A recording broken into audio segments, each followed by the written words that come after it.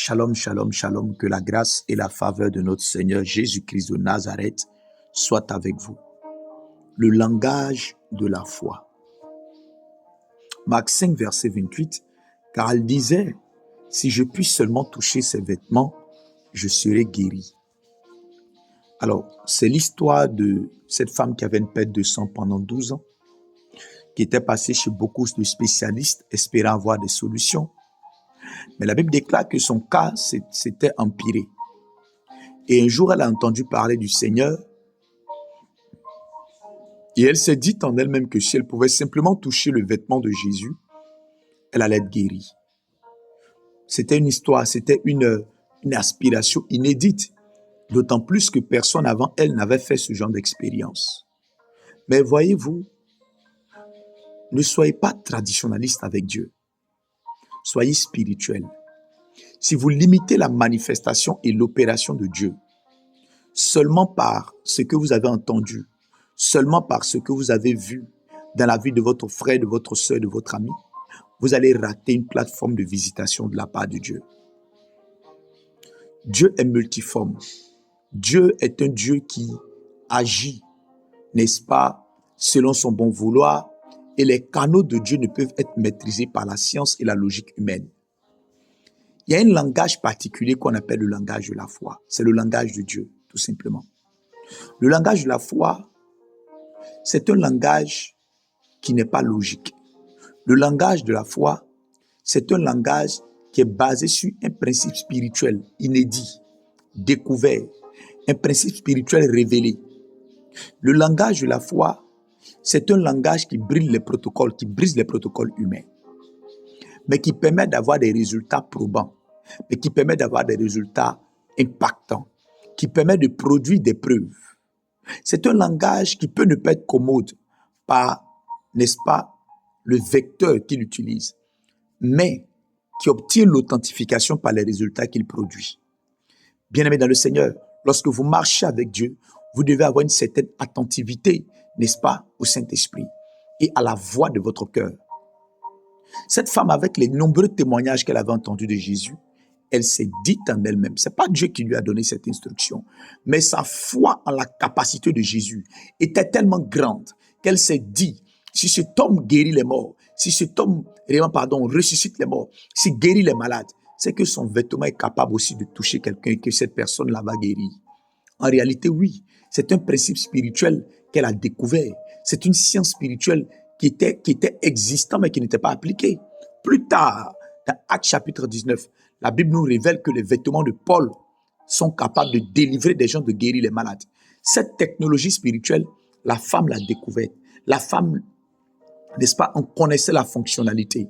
Mais les gens qui touchaient le vêtement de Jésus ne savaient pas que cette technologie spirituelle était existante. Bien-aimés dans le Seigneur, vous devez comprendre que le langage de la foi est réel. Il vous permet de naviguer par des technologies et des sciences spirituelles pour obtenir des résultats de votre foi, des preuves de votre foi. C'est pourquoi quand vous marchez avec Dieu, soyez ouverts dans votre esprit. Ne limitez pas Dieu. Ne limitez pas Dieu. Ne soyez pas fermés. Les voix de Dieu sont au-dessus de vos voix. Ses pensées sont au-dessus de vos pensées. Quand Dieu a fini de faire quelque chose, quand Dieu veut achever l'accomplissement de quelque chose dans votre vie, il finit par vous donner des orientations par votre foi. Des choses que vous n'êtes pas forcément obligé de partager aux autres. Parce que ça peut paraître suspect. Ce ne sont pas toutes les expériences, les technologies spirituelles que Dieu vous révèle que vous devez partager. Parce que même si vous partagez la technologie, c'est une technologie de la foi. Ça veut dire que si quelqu'un n'y ajoute pas foi, elle peut l'appliquer et tomber dans le désastre et finir dans l'humiliation. Ce n'est pas tout ce que Dieu vous enseigne que d'autres personnes peuvent utiliser pour avoir des preuves. Seulement ceux qui ont la foi. Alléluia. Un homme a croisé Jésus, c'était un centenier romain. Jésus voulait aller prier pour son serviteur à la maison. Il a dit à Jésus, c'est pas la peine que tu te déplaces. Je crois au pouvoir des mots. Je suis un officier. Quand je donne des ordres, Je n'ai pas besoin de me déplacer pour que ce que je dis puisse s'exécuter. Quand je donne un ordre, il y a des gens qui sont sous mon autorité qui s'exécutent. Toi, tu es l'autorité spirituelle, l'autorité suprême. Si tu dis un mot, je sais que des anges peuvent se mettre en mouvement. Même le vent peut se mettre en mouvement pour que ce que tu as dit puisse trouver exaucement. Tu n'as pas besoin de te déplacer. Dis seulement un mot et mon serviteur sera guéri. Cet homme-là, Jésus a dit, même en Israël, je n'ai pas vu une aussi grande foi. Donc, dans les deux cas que je cite, Jésus a indexé la foi de ces personnes comme étant, n'est-ce pas, la source de ces productions-là, de ces convictions, comme étant la source de ces choses-là. La foi a un langage, la foi a un message qu'il faut savoir écouter saison après saison pour avoir des preuves. Que Dieu te donne de ne pas être fermé, que Dieu te donne d'avoir l'esprit ouvert. Mais le langage de la foi s'appuie sur la parole. S'appuie sur la parole. C'est pourquoi tu dois être nourri à la sève de la parole de Dieu pour ne pas être à la solde des voies maléfiques et sataniques qui vont te maintenir ou du moins qui vont te conduire dans le désastre. Sois un homme imbibé de la parole. Et des fois, Dieu va ouvrir ton esprit, va illuminer ton esprit sur une science spirituelle qui existe dans un verset. Et à partir de là, tu vas avoir des résultats. Au nom de Jésus-Christ. Yes. Et je raconte souvent ce témoignage d'une femme qui, son mari la trompait. Son mari 2 fois découchait. Un jour, en lisant sa Bible, elle a lu que la Bible déclare le corps de la femme ne lui appartient pas. Il appartient à l'homme. De même, l'homme n'est pas maître de son corps appartient à la femme. Elle a lu ça, elle a dit, mais le corps de mon mari m'appartient. Si ça m'appartient, je peux activer ou désactiver ce que je veux. Elle a commencé par la prière, avec la révélation de ce verset, à appliquer la technologie de la télécommande spirituelle. Quand son mari va dehors, tout est désactivé. Quand il arrive à la maison, toutes ces fonctionnalités s'activent seulement sur elle, parce que c'est elle qui est propriétaire de tout ce que son mari a sur elle. Le monsieur, ayant essuyé 2-3 frustrations, a arrêté de découcher.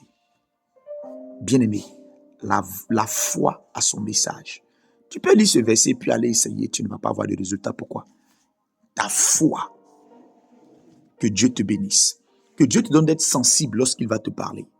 Que Dieu te donne d'être sensible à sa voix. Au nom de Jésus. Qu'il te révèle la technologie spirituelle. Qu'il te donne foi aussi à la technologie spirituelle que tu dois appliquer pour voir le résultat que tu dois voir dans ces temps qui arrivent. Au nom de Jésus. Car bientôt, tu auras des preuves. Des preuves de ta foi, des preuves de tes convictions vont être données au nom de Jésus-Christ. Que Dieu bénisse ta journée au nom de Jésus-Christ. Et que comme dans le cas de cette femme, toute saignée s'arrête au nom de Jésus. Que toute perte s'arrête au nom de Jésus. Que toute humiliation s'arrête au nom de Jésus. Et que tu puisses entrer dans une saison d'honneur, de grâce au nom de Jésus. Que Dieu te bénisse. Excellente journée. Et je te donne rendez-vous le 7 juin. Nous allons naviguer dans les technologies spirituelles pour voir Dieu produire des preuves dans nos vies. Le 7 juin, de 9h à 15h au domaine de la Sablière, je te donne rendez-vous. Ce n'est pas le rendez-vous d'une communauté. Non, quelle que soit ta communauté. Tu crois en Jésus, tu es invité. Dieu te bénira. Plus 225 07 47 26 26 78. Que Dieu vous bénisse. Amen.